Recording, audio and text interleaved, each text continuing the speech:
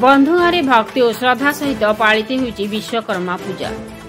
देवशिल्पी विश्वकर्मा आगमन रे चलचंचल सहर ठारू पल्ली सबुआडे उत्सर्वर माहौल।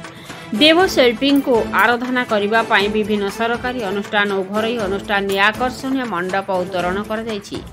एही क्रम रे बंधुंगा ब्लॉक रो जल जोगाण कार्यालय और विद्युत सेवा केन्द्र तरफ आकर्षणीय पूजा मंडप करबा सह तोरण करा जायछि। प्रातः समय जल जोगाण सहकारी जंत्री देह असुस्थ जोगु तांको कार्यालय सहकर्मी माने उपस्थित रही कलश पूजा करने सह रीतिनीति सह पूजा अर्चना कर पाग अनुकूल थिबारु आखपाख अंचल बहु संख्यार श्रद्धालु देवशिल्पी विश्वकर्मा दर्शन करथिले।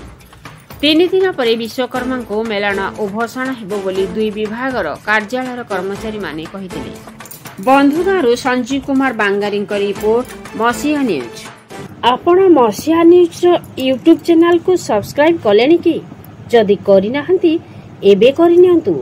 एहा सह मसीहा न्यूज रो फेसबुक पेज को और ट्विटर को फॉलो करंतु।